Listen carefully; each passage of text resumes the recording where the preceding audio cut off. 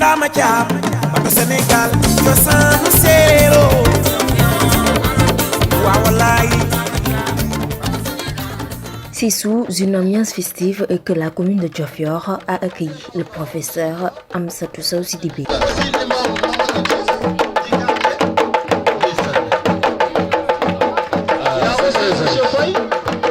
Avec les accompagnants. Fait partie de la délégation, il y a aussi Mouché Kolibarou.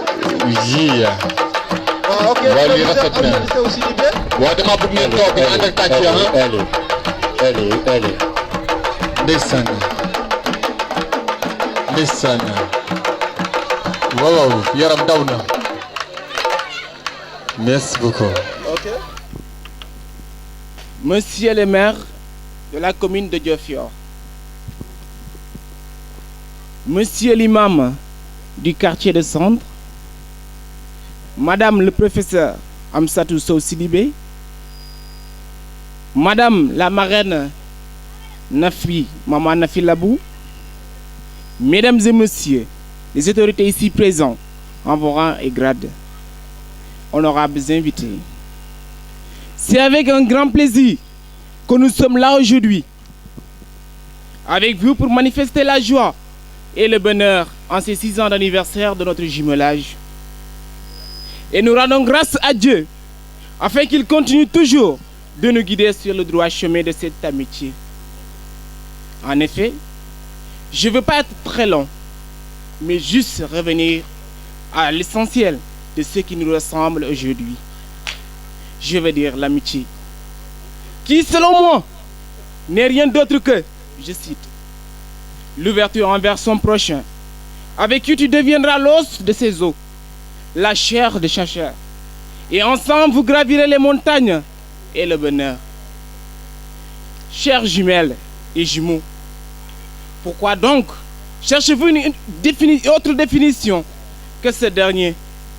Si en réalité, tes os sont les miennes et que ta chair est la mienne, et si ensemble nous gravirons les montagnes et nous partageons le bonheur comme le malheur, ce dernier prouvera ce que Dieu lui-même a commencé en nous. Et de là, je voudrais que chacun tourne auprès de sa jumelle ou de son jumeau et lui dit, retenez bien, tu es l'os de mes os et la chair de ma chair, et l'amitié restera éternelle.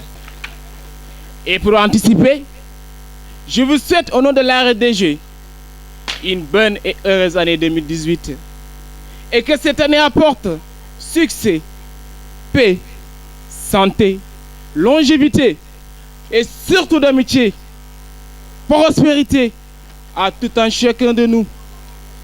Merci à vous tous. Merci et mention spéciale à Madame le professeur Amsatou Sow Sidibé. Se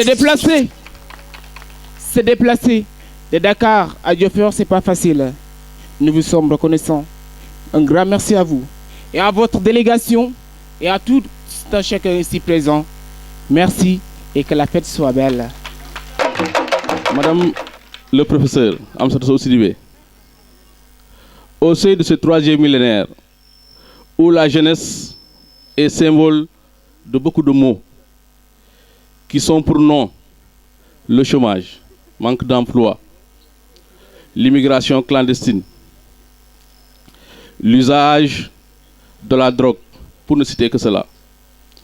Je pense que le thème que vous allez développer tout à l'heure, l'éveil des consciences, si je me permets, va poser les premiers jalons face à cette jeunesse qui est désespérée, qui se cherche chaque jour et qui, malheureusement, les solutions tardent à se concrétiser. C'est pourquoi je vous demande, chers jeunes, de rester attentifs à ce que l'éminent professeur va développer aujourd'hui. Bonjour. Bon, aujourd'hui je suis là pour vous faire part de mon poème que j'ai dédié à Amsatou Sow Sidibé. Poème. Amsatou Sow Sidibé. J'étais tout petit. Ton histoire m'a été contée. Je l'ai écoutée. Je l'ai comprise et aimée, et je l'oublierai jamais. La pitié, la dignité, l'honneur, vous les incarnez. La sagesse, le travail, le pardon, vous les enseignez. Éclaireur et guide des hommes, combattantes et femmes modèles, vos actes et gestes de mort éternelle, Sow Amsatou. Sénégal vous doit reconnaissance dans ses demeures. Vous qui nous avez habilés, vous qui nous avez abreuvés, grâce à vous, nous avons de la volonté. Sow Amsatou. Yalla na la yalla fay sa liggéey. À travers son discours sur le thème éveil de conscience, le professeur a plaidé pour une meilleure gestion de la commune, notamment avec l'aide des autorités publiques, non sans évoquer le rôle de la jeunesse. Nafio Tambina sama jaami ñoo nekk fii parce que man pulaar la te séeréer yi ñoom ñooy sama jaam waaye nag ma wax leen dara am naa maamu séeréer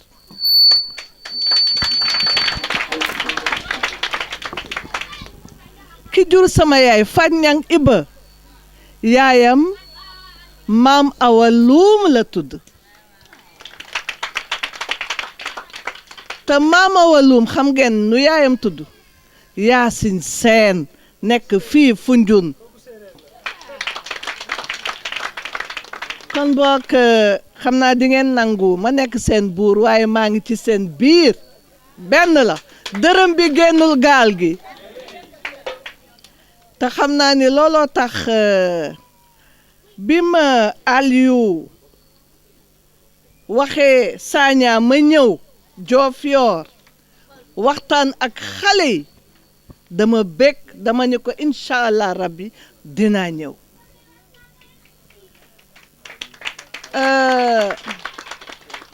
damay nuyu imam bu baax nuyu monsieur le conseiller municipal et principal et directeur monsieur Thiam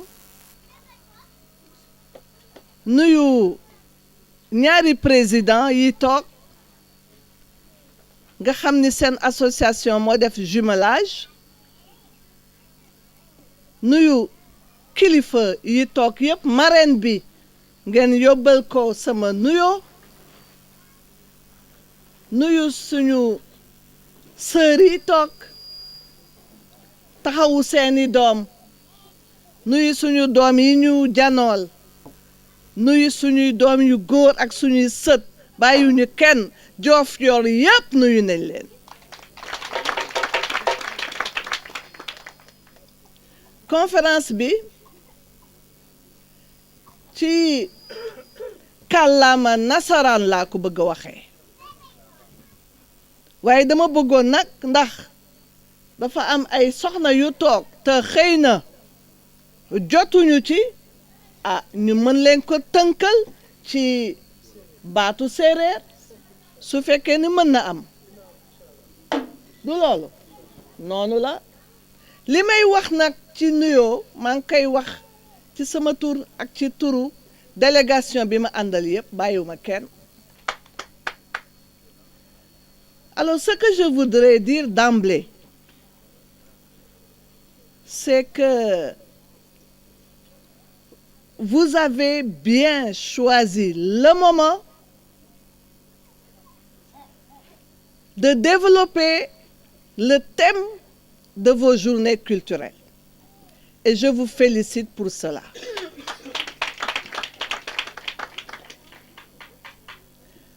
On est en fin décembre. C'est le temps des bilans. Il faut faire un bilan. Et à partir du bilan, eh bien, tirer des stratégies et actions à mener pour aller de l'avant. Donc, je crois que c'est extrêmement important. Et ce qui me plaît le plus, c'est que ce sont les jeunes qui ont organisé cette conférence. Et ma foi, je puis vous dire que vous avez choisi une thématique d'une importance capitale, une thématique au cœur des préoccupations aujourd'hui, parce que les défis sont multiples. Énormément de défis. Et d'ailleurs, en réfléchissant sur le thème, je disais que pour les jeunes de Diofior, le fait même de choisir ce thème de conférence, eh bien, est une marque, un signe manifeste d'une prise de conscience. C'est parce que vous avez pris conscience, vous, les jeunes de Diofior, et que ça doit faire tache d'huile partout. Vous avez pris conscience. Vous avez un esprit éclairé, et il faut le souligner. Vous avez une bonne compréhension, c'est déterminant. Vous avez une intelligence qui est liée à un contexte. Ça, il faut le souligner également. C'est l'intelligence, c'est la compréhension, c'est la prise de conscience que face à l'endormissement, parce qu'en général, ce qu'on constate dans nos pays, surtout africains, c'est qu'il y a une tendance à endormir les gens. Et vous dites non, vous. C'est l'endormissement. Et face à la volonté de vous endormir, vous êtes en train de dire non. Et pour cela, il faut vous féliciter. Évidemment, vous refusez une mise en sommeil forcé. La mise en sommeil forcé, vous refusez cela et bravo.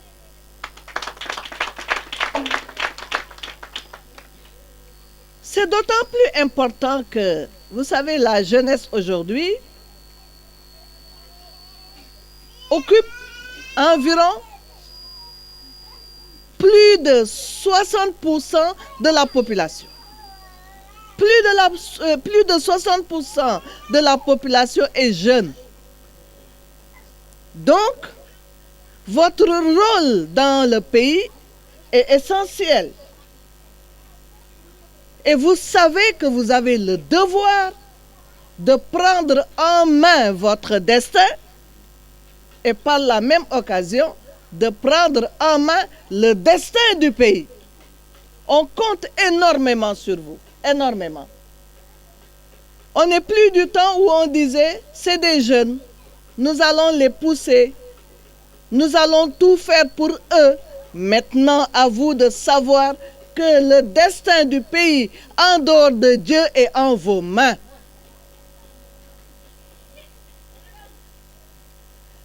Alors, tout à l'heure, M. Thiam, le principal, a parlé des défis à relever. Et il a bien mis le doigt sur ces défis.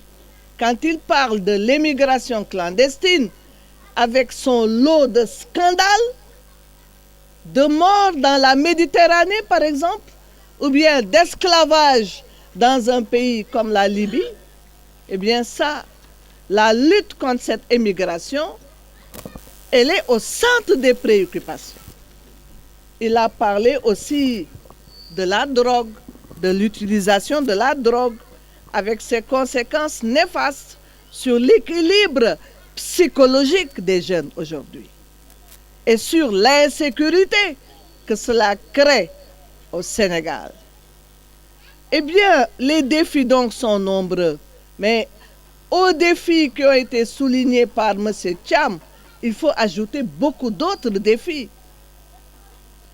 Pourquoi les jeunes s'adonnent-ils à la drogue? C'est parce qu'ils sont oisifs, ils ne travaillent pas, ils n'ont pas d'emploi. Pourquoi les jeunes s'adonnent-ils à l'émigration clandestine? Parce que désespérés, ils prennent les moyens du bord pour aller voir ce qu'ils conçoivent comme l'Eldorado, même si c'est faux. Donc, c'est l'émigration clandestine. Pourquoi? Parce que la pauvreté est là. Une pauvreté qui s'explique souvent par une mauvaise gouvernance. Parce que Dieu nous a donné la richesse. Nous avons des richesses dans le sous-sol. Nous avons de l'or, du diamant, du pétrole et d'autres minerais qui pourraient nous aider à nous développer. Mais la mauvaise gouvernance est en train d'appauvrir les Sénégalais et de rendre les jeunes fatigués, désespérés, sans emploi, oisifs, passant la journée à boire du thé. Ce qui est difficile pour les mamans, évidemment. Donc, il y a ce défi d'une bonne gestion des ressources. Les ressources financières qui appartiennent à tout le monde. C'est des biens publics, c'est l'argent public. Il faut qu'on le gère bien. Si on le gère bien, eh bien, les jeunes seront moins fatigués. Les familles seront moins fatiguées. Les ressources minières, si on les gère de manière vertueuse, dans la transparence, eh bien, on saura où part l'argent. Et cet argent, les jeunes en ont beaucoup besoin. Non seulement les jeunes, mais les populations où on trouve ces richesses minières, le zircon, le pétrole, l'or, le diamant. Ces populations doivent devenir riches parce que le pétrole, c'est une source de richesse. Parce que le zircon, c'est une source de richesse. C'est valable pour l'or, pour le diamant, etc., etc. Mais encore faudrait-il que la gouvernance permette à ces populations de jouir de ces biens que Dieu a mis sous leur terre. Je crois que ça, c'est important. D'autres défis, c'est le défi de l'éducation. Vous êtes jeune. Vous savez que l'éducation, c'est ça qui formate la personne. C'est l'éducation qui permet d'avoir des ressources humaines de qualité. Je peux parler de l'éducation en tant que professeur d'université, qui enseigne à l'université depuis l'âge de 26 ans, 27 ans, jusqu'à mon âge de la vieillesse, si vous voulez.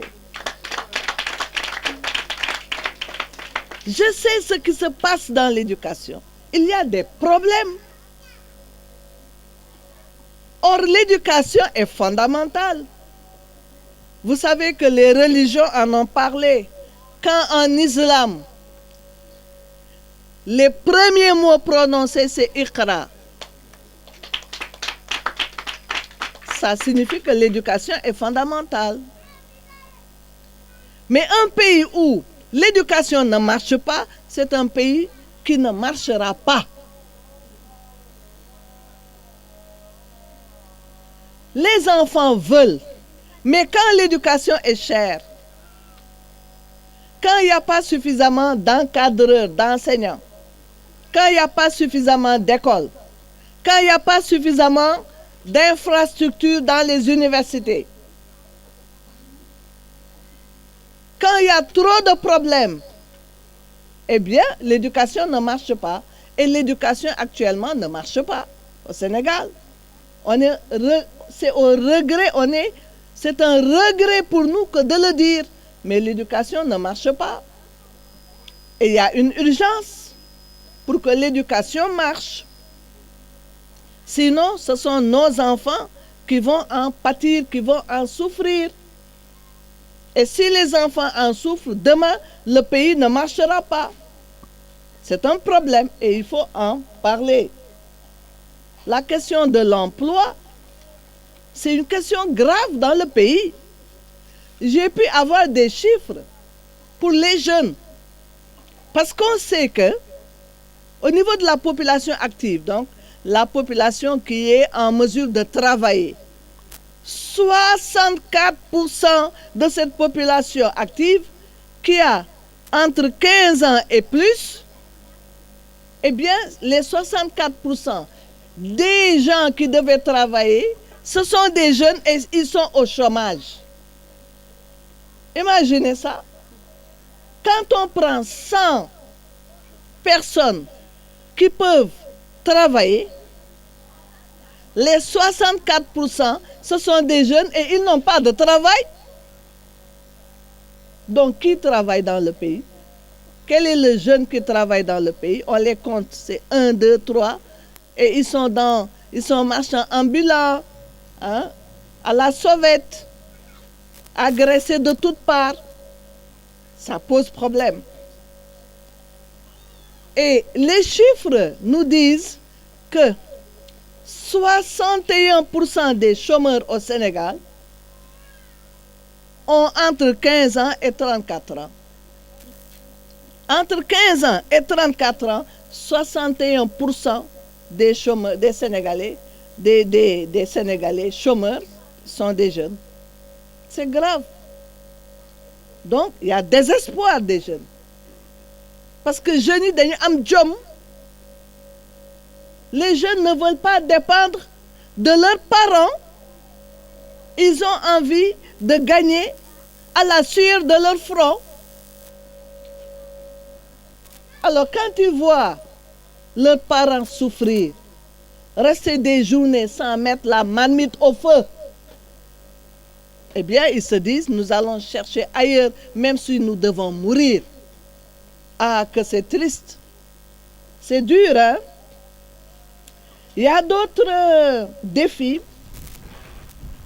Par exemple, les défis de sécurité. La sécurité. On n'est pas en sécurité. Actuellement, il y a trop de violences atroces, il y a trop de crimes graves. Les crimes sont devenus trop violents. On ne comprend pas. Il y a une insécurité notoire et maintenant on veut même y ajouter, je ne sais pas si ça c'est la réalité ou pas, mais on nous parle de terrorisme. Mais où allons-nous? On va vivre comme ça dans la peur? Est-ce qu'avec la peur on peut avancer, évoluer normalement? Ce n'est pas sûr. Il y a d'autres défis, la justice. Il faut qu'on en parle. Je dis souvent que le fait de mettre en prison un jeune qui a volé un stylo ou un portable, mais c'est beaucoup plus destructeur que réparateur. Or, c'est trop facile maintenant. Dès que quelqu'un vole un stylo ou un portable, on le met en prison et on l'oublie là-bas. Mais on est en train de détruire la jeunesse avec ça. Où allons-nous avec? C'est un problème qu'il faut régler. Voilà pourquoi je proposais des mesures transitoires pour ces jeunes. D'ailleurs, j'ai été un peu déstabilisée à la limite quand tous ces jours-ci j'entendais dans la presse qu'il y a un jeune au niveau de Diourbel qui a fui, qui avait volé un portable et au moment de le juger, il a fui. Et toute la presse en parlait. Je dis, bon sang, laissez-le en liberté. Il a envie de humer la liberté. Pour un portable, on va aller le mettre devant le tribunal alors qu'il y a beaucoup d'autres solutions qui peuvent être adoptées devant ce genre de situation. Alors, donc voilà autant de défis. Et face à ces défis, les jeunes, que peuvent faire les jeunes pour relever ces défis, pour qu'il y ait une bonne gouvernance, pour qu'il y ait une justice indépendante et égale pour tous, pour qu'il y ait une bonne éducation, pour que les jeunes aient un emploi et n'aillent plus en mer comme ça, pour qu'il y ait la sécurité, etc., etc. Eh bien, face à cela, je crois que vous les jeunes, vous n'avez pas le droit de rester passif. Vous devez bouger. Vous devez réagir. Je ne dis pas réagir en cassant des bus. Je n'ai pas dit ça. En étant violent, je n'ai pas dit ça. Mais vous devez réagir avec fermeté. Il faut être ferme, hein? Avec fermeté. Et il faut que les jeunes s'impliquent. Il faut vous impliquer. Alors, s'impliquer, c'est quoi? D'abord, faire en sorte que cette éducation devienne une réalité. Mais aussi dans le travail. Il y a des difficultés pour que les jeunes aient un emploi. Mais ce que je dis et répète toujours, c'est qu'il n'est pas toujours possible de tout attendre de l'État. L'État ne peut pas tout faire. Donc la personne elle-même doit avoir des initiatives. Mais ceux qui ont créé Apple, Sony, etc., ne sont pas plus brillants, plus intelligents que les jeunes du Sénégal. Non. Donc les jeunes du Sénégal doivent mettre en œuvre leurs compétences, leur sens de la créativité, leur intuition, leur doigté. C'est des artistes, les Sénégalais, les jeunes Sénégalais. Évidemment, il faut les mettre dans les conditions. Mais si on le fait, on ne peut pas avoir mieux que ce qu'il y aura au Sénégal. Donc, ce que je veux, c'est que les jeunes libèrent leurs initiatives. Les jeunes fassent l'effort de faire. Créer des entreprises, c'est possible. Faire comme Diallo Pitch, c'est possible. Diallo Pitch, c'est quelqu'un qui avait un petit carton où il mettait les oiseaux, les petits oiseaux, qu'il vendait, je crois, 5 francs CFA. Mais Diallo Pitch est devenu milliardaire par la suite. C'est la volonté aussi. La volonté, elle est importante. Prendre conscience de ce qu'on ne doit plus rester des journées auprès de papa et de maman, lui demander de quoi acheter du thé, des chaussures, des portables. Mais essayez de travailler par vous-même. Je crois que c'est important. Il faut travailler. Et La Fontaine, je vais rappeler La Fontaine, la fable de La Fontaine, le laboureur et ses enfants. Travaillez, prenez de la peine, c'est le fond qui manque le moins. Creusez, fouillez, bêchez, ne laissez nulle place où la main ne passe et repasse. Donc, il faut travailler. Mais ce n'est pas assez, hein? Il faut travailler, il faut libérer les initiatives. Mais il y a d'autres stratégies que les jeunes doivent obligatoirement utiliser. D'abord, la dénonciation. Les jeunes doivent dénoncer. Les jeunes ne doivent pas rester les bras croisés. Quand ça ne leur convient pas, il faut qu'on sente que ça ne va pas. La dénonciation, elle est importante. Elle doit se faire avec vigueur parce que justement, la jeunesse a de la vigueur, machallah. Alors, mais je dis toujours, je répète, sans violence. Sans violence. L'autre solution et stratégie, c'est l'exigence. Vous devez être exigeant vis-à-vis de l'État. L'État ne peut pas tout faire, mais dans ce qu'il doit faire, il faut qu'il fasse. Parce que nous connaissons les conventions internationales. Les conventions internationales disent que c'est l'État qui est le principal responsable de la mise en œuvre, de la réalisation des droits des personnes. Et parmi ces droits, les droits des jeunes, l'éducation, l'emploi, la santé, la sécurité, tout ça, c'est l'État qui doit faire.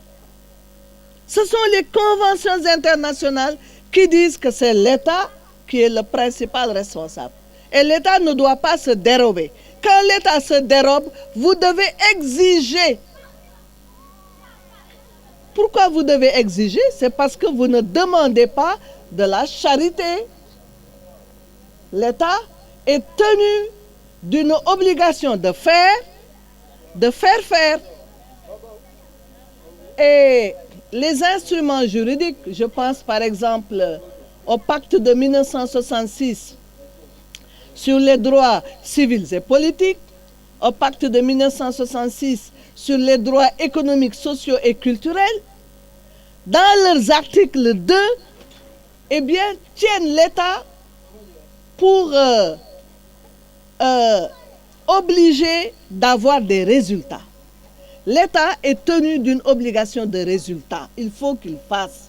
Il faut que l'éducation marche. Il faut que les jeunes aient de l'emploi. Il faut que la santé marche. Il faut que la sécurité soit instaurée, etc., etc.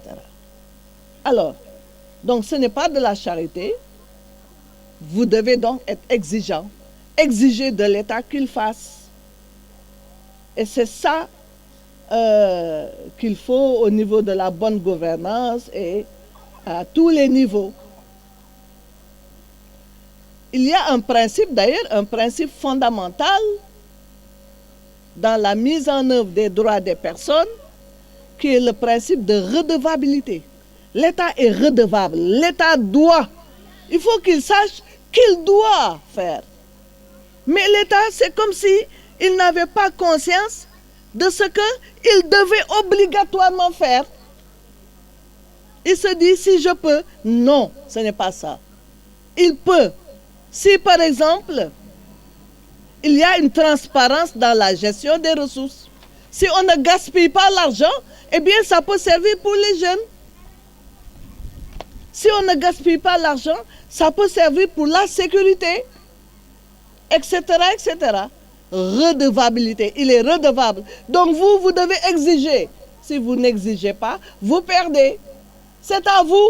Vous ne demandez pas la charité. Une autre solution, c'est le refus. Vous, jeunes, vous devez pouvoir refuser. Vous savez, nos grands-parents, nos parents refusaient. Serigne Touba et tous ces érudits de l'islam, la Lat Diop avait dit non. Mais les jeunes doivent dire non. Refuser. Refuser, par exemple, quand il s'agit d'utiliser la drogue, les jeunes doivent se dire non. Nous n'allons pas utiliser la drogue qui va nous détruire. Non. Mais il y a d'autres aspects aussi. Hein. Par exemple, dans le choix des personnes qui vont vous gouverner, vous devez pouvoir dire oui ou non. Par exemple, dire non quand il y a des irrégularités dans les élections. Quand on ne veut pas vous donner vos cartes d'électeurs, vous dites non, nous voulons nos cartes. Vous refusez. Quand il y a toutes sortes d'irrégularités pour les élections, qui font que peut-être que les gouvernants qui sont choisis ne vous conviennent pas, vous devez pouvoir dire non. Refus, le refus. Le refus, ça fait partie de l'éveil des consciences. C'est important. Refuser, dénoncer, exiger, c'est ça l'éveil des consciences. Tant qu'on ne peut pas dénoncer, tant qu'on ne peut pas exiger, tant qu'on ne peut pas refuser, il n'y a pas d'éveil des consciences. Ça, il faut que ça soit clair. Alors, les valeurs, vous devez pouvoir les incarner. Aujourd'hui, il y a un problème par rapport aux valeurs. il y a beaucoup de crises dans nos pays, c'est parce que les valeurs ne sont pas...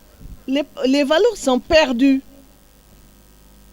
Il n'y a plus d'éthique, il n'y a plus de morale, il n'y a plus de solidarité dans notre pays. C'est une exception, la solidarité dans notre pays. C'est dommage, mais on ne voit plus cette solidarité. Il n'y a plus cette passion dans le travail dans notre pays. Il n'y a plus l'humilité, la modestie. On ne voit plus ça. Plus d'humilité, plus de modestie. Tout ça, ce sont des valeurs qui se détruisent au bénéfice de quelque chose qui ne devrait pas constituer une valeur. C'est l'importance de l'argent. Ah, l'argent. L'argent est en train de détruire le pays. Et pour ça, il faut quand même que les jeunes se battent pour qu'il n'en soit plus ainsi. Comment l'argent peut-il organiser toute la société sénégalaise? Tu as de l'argent, tu es important. Tu n'as pas d'argent, tu n'es pas important. Tu as de l'argent, on vote pour toi. Tu n'as pas d'argent, on ne vote pas pour toi.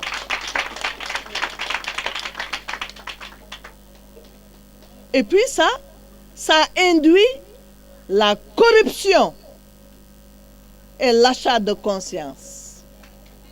La corruption et l'achat de conscience. Vous devez dire non. Si vous ne dites pas non, c'est qu'il n'y a pas éveil de conscience. Face à l'achat de conscience, face à cette propension à mettre en exergue l'argent, si les jeunes ne règlent pas ça, il n'y a pas éveil de conscience. Et toujours dans le cadre du refus.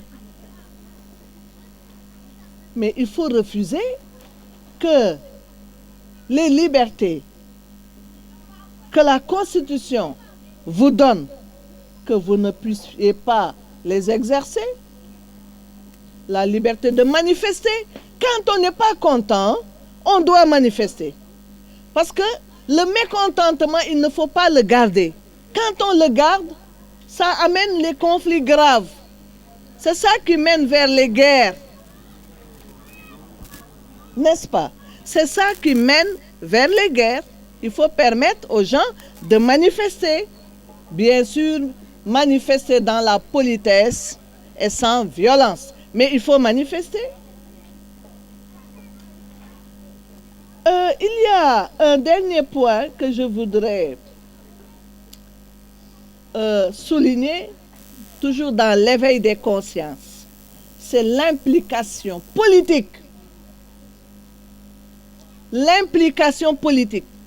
Vous savez, quelqu'un comme moi, professeur d'université, figure de la société civile pendant des décennies, au dernier moment, eh bien, j'ai dû remarquer que quand vous ne faites pas la politique se fait contre vous avec des mauvaises décisions. Et j'ai dit, moi, je vais mettre la main à la pâte pour qu'on ne nous impose pas comme ça toujours de mauvaises décisions. Voilà pourquoi je pense que l'action politique, surtout chez les jeunes, c'est d'une importance capitale. Il faut que vous-même vous orientiez les décisions. Si vous ne le faites pas, on va le faire contre vous et vous allez perdre. Donc l'éveil des consciences, eh bien, l'action politique en fait partie. En tout cas, moi, je l'ai eu et j'avais créé le mouvement citoyen Karl Lenin, convergence des acteurs pour la défense des valeurs républicaines, que j'ai transformé en parti politique. C'est pour pouvoir participer aux élections. Mais nous ne sommes pas des politiciens véreux. Nous ne faisons pas de politique politicienne. Nous faisons de la politique pour l'épanouissement de la personne humaine. Nous mettons la personne humaine au centre des préoccupations. Parce que c'est ça qui est essentiel. Et parmi les personnes humaines, la jeunesse, elle est fondamentale. Donc pour nous, la jeunesse, elle est fondamentale. C'est normal d'ailleurs, parce qu'en tant que professeur d'université, je fréquente les jeunes. Et croyez-moi, je suis aussi jeune que vous.